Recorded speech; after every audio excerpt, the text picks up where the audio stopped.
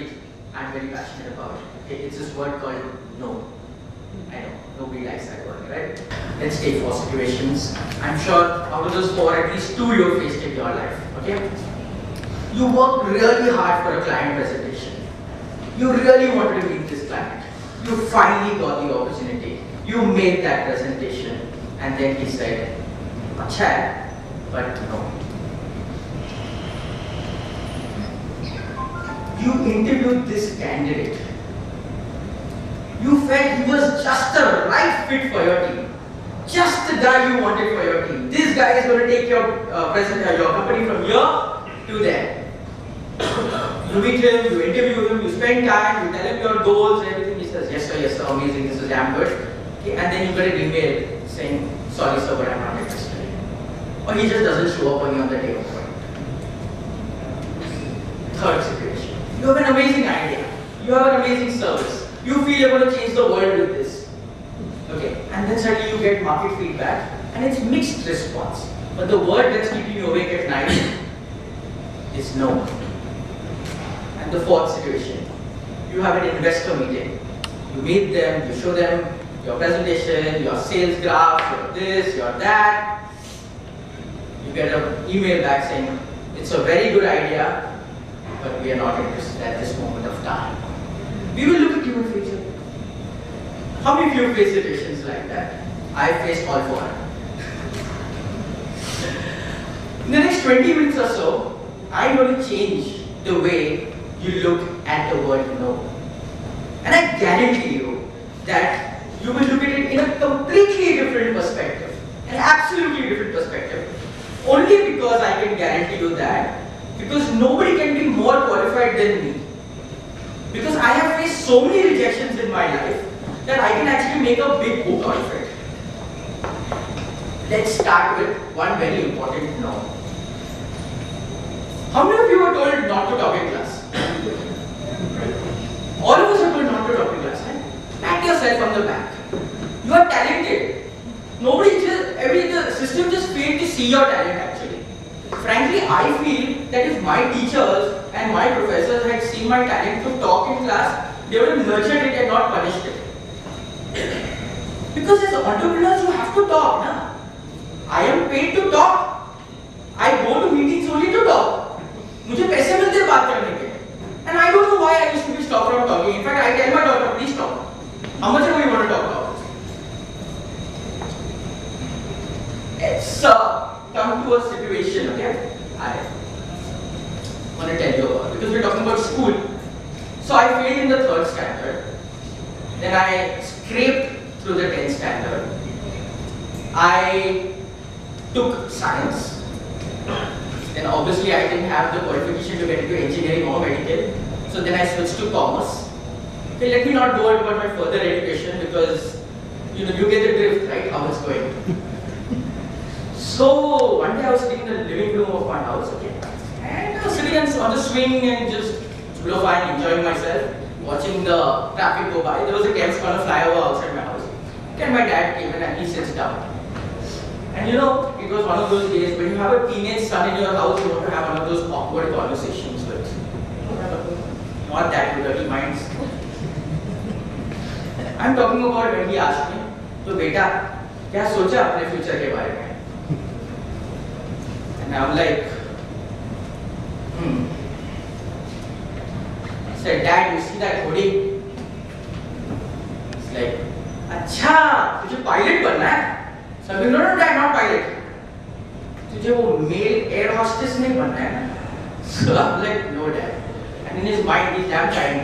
So he tells, in his mind, he's thinking, "इसको पक्का महाराजा बनना है." I'm like, "Dad, chill. You see that WWW?" So he's like, "WWW." So I'm like, "No, not WW." I'm like, WWW. So he's like, "What is that?" So I said, "Dad, that's websites. You see, in the future, everybody's going to have a website and I'm going to design websites." And my dad is like, "Pata nahi kya karne wala hai ye ladka." And that was the end of that conversation. Now with no tech skills and no design skills and no training, some basic course I did at some random institute, okay, I learned a little bit about websites and I started designing websites. I landed up designing over 100 websites by then. And one led to another, the demand was huge, and I had a decent, I picked up a decent flair. In fact, I even won the Abbey at the age of 18. It's one of the most coveted awards at that point of time. So I won the Abbey for the best. I was part of the team that won the Abbey for the best website that year, and that was good. I mean, at 18 odd, you're winning an award and things like that. Now, what happened? The dot-com bust happened in the 2000s sometime, and everything, whatever I had done, everything had to go down. Everything. I mean, I thought, life went right, and again everything went down. Now I had to transform, I mean, long story short, I'm not going into details, but I had to transform because I knew a little bit of designing. I said, let me learn a little bit of advertising. I got into the advertising sector. I worked for an agency. It was not one of the best agencies, but I should do some basic logo design work and some basic stuff. That was not exciting me. I wanted to do something big. I wanted to say that I want to be part of those cool guys who write big ads and things like that. So, one day, my big break happened. You heard of this line? Tata Sky is isko laga dala to life jala. Have you heard of it? Yeah. I've not read it. I mean, I wish I had, but I didn't. Okay. This brief didn't come my way. What came my way was a brief from a company called Novartis. Novartis? Okay. It's a fairly big pharma company. And Novartis wanted to do an awareness and an initiative against tuberculosis. Now, at that point of time, tuberculosis was obviously a very, it was a big danger in the country, and that brief had come very technical and things like that. And I got that brief in my hand. And I kept staring at that brief all night. I looked at that brief and I stared at it all night. And there were 4 words that kept popping out from that brief. One was joint effort, eradication, tuberculosis. And I kept looking at this brief again and again, and I'm not sure the whole thing obviously, but I kept looking at the whole thing again and again, all night. I just kept reading from it again and again. And that's when I coined the idea cheat, which was a joint effort to eradicate tuberculosis. Okay. And I thought, wow, this is a brilliant idea. Let's go, let's pitch and things like that. So obviously we pitched, and internally we liked the idea. We went and presented it to our seniors, and they kind of liked it. They said, okay, let's go with this.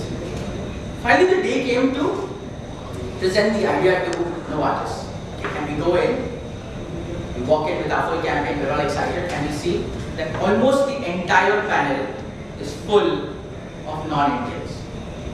They've all come from across the world, and here we are presenting an entire campaign in Hindi. We're like, okay. Now, that's where I learned my first big lesson in life. My first big lesson in life is prepare for a yes, but also prepare for a no. You see, sometimes as entrepreneurs, what we do is we get very excited about our ideas, we get very excited about our presentations and things like that. And we always prepare that we will try and get a yes from the one who's sitting opposite. Now, if you see, what is a meeting? A meeting is when there are two sides. One proposing something in the hope that the other will say yes. But the other has the power and the right to say no. And that is a meeting. So you're constantly working towards trying to make somebody say a yes. You're constantly trying to say that what can I do so that he'll say yes? What can I do that he'll say yes? Very rarely do we cover our mind to say, what is it that he will say no to? And that's how I always prepare myself. While I obviously put all my efforts to make a yes, I always think, what are the things that he'll probably say no to? Why would he say no to something like this? So I always prepare a list of questions that these are probabilities of him saying no, and then I prepare in advance. Now, as luck may have it, okay, Jeet won. And that's the power of good ideas, you know. The power of good ideas is that sometimes you just have the right idea and it just works.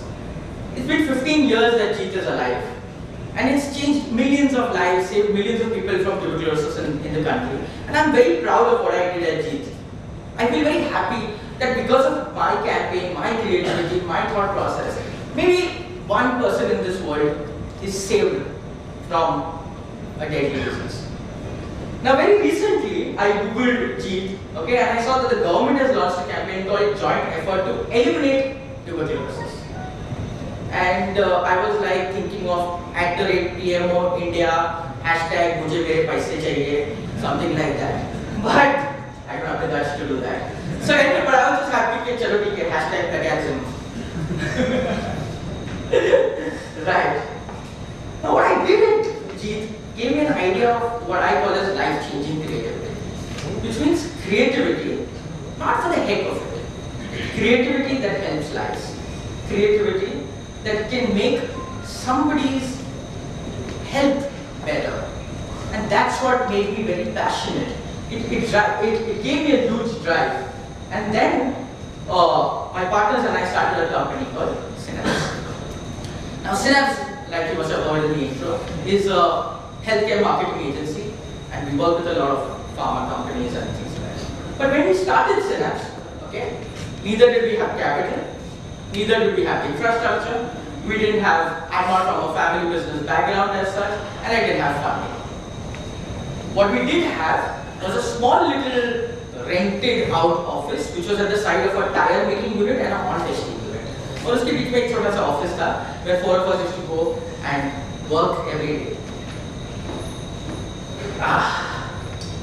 And as we moved on, okay, we started approaching clients, and they would tell us, Chad, but you don't have industry experience. You don't have that expertise. You don't have medical team now. But have you worked in oncology? That time I had to search what is oncology. Then slowly, we used whatever Hikman ke, whatever karke, we started getting one business, and we moved on from one to another. I want to tell you one trick that worked for me. You know this vision board, you must have heard a vision board, you get the secret, you heard a vision board, you write the thing and then you keep that vision. I want to vouch for it, it really works. Okay, so this is the board that I used to have with all the power companies written on it. Okay, and I think that it works, but it only works if you work towards it. It can't just be that you put a vision board and one day I'm going to have it's not going to work. So the one thing that I believed at that point of time was that you need to work with your vision board. Today, obviously, this is our clientele. Okay, it's a nice phrase we have coined saying A to Z of the pharma clientele, which is Abbott to Zydus, and from AUS to USA. So that's how we put it out there. And I believe that the one key that works over there is open a new door every day. One door, open one door every day. I remember reading this book. It was called Eat That Frog.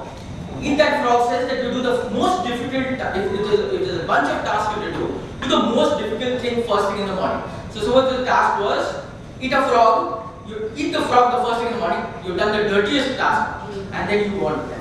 I kind of differ with that a little bit. I said, before you get to eat that frog, when you enter your office every day, you open your door, right? You push open your door. When you push open your door, think of one new door you're going to open today for your business. It could be a new client, it could be a new service, it could be an improvement in what you're doing, it could be making one person better in your team. Just whenever you open that door, think of that one new thing you're going to do every day. And that is something I've been doing for the past 15 years, every time I enter my office. That has also helped us win a lot of awards. We're very happy to bring this baby to India. I believe we're the first company in India to win the Healthcare Marketing Award for the year at that point of time. It was way back in 2006, but obviously we won a lot of other awards besides that and things like that. But that funda works for me, and I'd like to share that with you for sure. The other important thing that I'd like to talk about is what I call as today's minus tomorrow's majors. Whenever you go for a meeting, whenever you go, you want to crack a deal, you always try to meet the top guy in the company, the chairman, the managing director, the CEO, the decision maker. It's always that guy you're trying to meet, right? But if you notice, there will always be in that room maybe one junior, one guy who's interning, maybe a guy who's been giving the designation of AVP. That guy who's diligently taking notes. we tend to ignore that guy. One thing I've never done is never ignore that guy.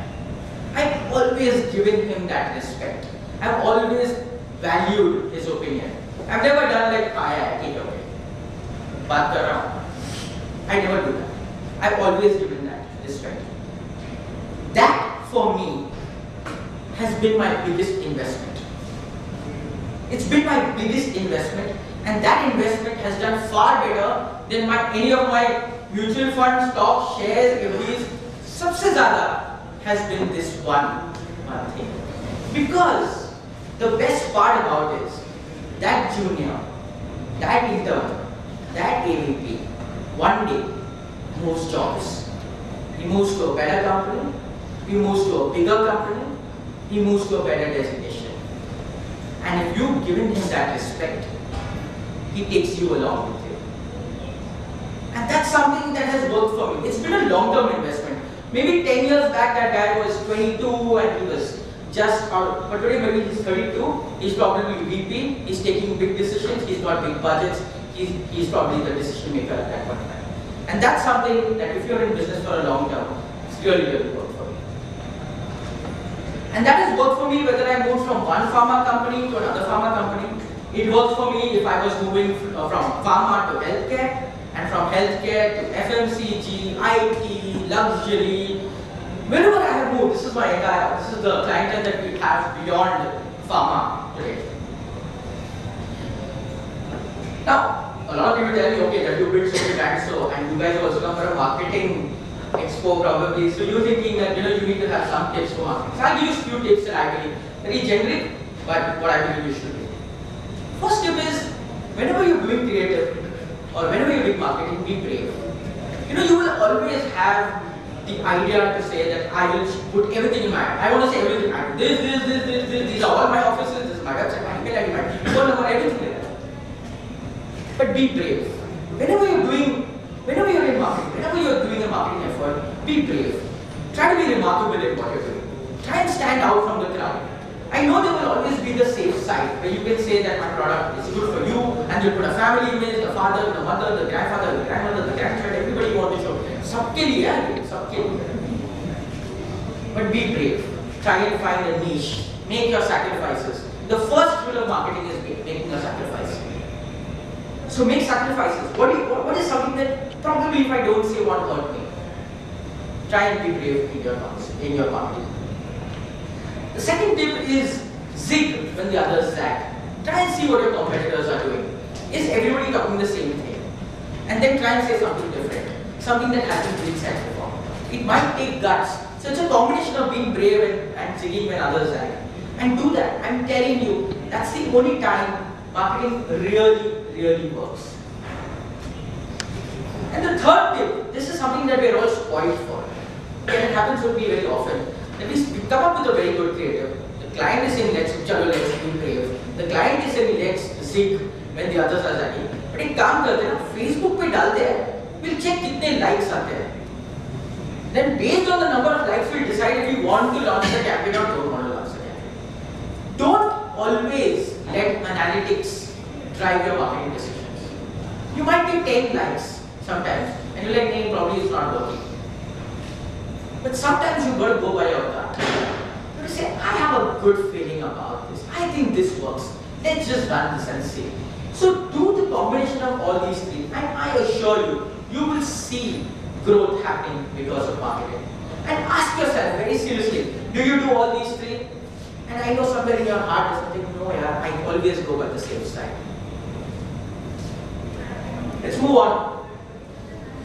So, when people look at this as a chart, not clientele, so you have your own brand. You try by yourself, no? If you know or not. You are just trying to try all your bravery and your zig and your zag and all that, your gut, all that, only on us. You do it for yourself. So I said, okay, I think it's time for me to launch my own brand. And because I had background in websites, because I had background in healthcare and pharma, we launched, very recently we launched this website called the rxreviewer.com. In very simple words, it's called the description of your prescription. What we understand by that is that today when a doctor prescribes a medicine to you, you don't simply just take the medicine. You want to read a little about it. You want to get accurate information. You want to get unique information. You want to know where is it used for. So we've launched this website which is, you just simply enter the brand name and you can just click and do it. It's still in development stages, but it's something we're very excited about. I'm very passionate about the RX reviewer. As we speak, my team is building it. So that's where I believe that, apna khud ka, where I don't have to work for a client. That's when I launched, that's why we launched the RX reviewer. But even today, sometimes there is that fear. And I'm being very honest. That did I do the right thing? Since a job liya hota na, to at least pehle taarikh ko salary to aata. Sometimes you get that feeling that I don't know whether I took the right decision. Yeah.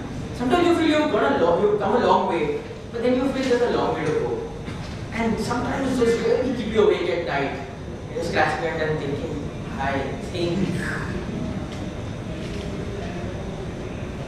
I'm going to share a small and probably the most important summary of my talk. And I'm going to keep my promise about changing the way you think about it.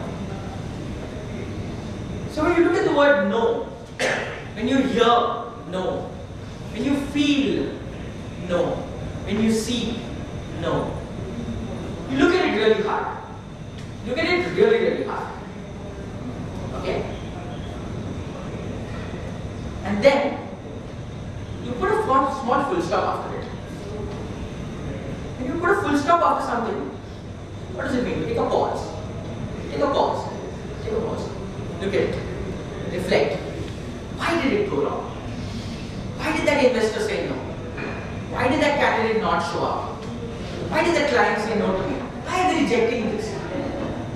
Put a full stop after that no. And then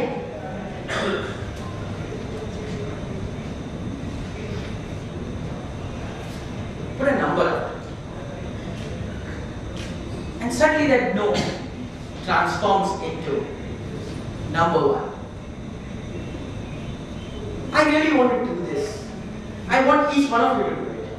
Every time you see a no, put a small little full stop after it. Reflect, pause, think, and then change that to number 1. That's something that has always helped me.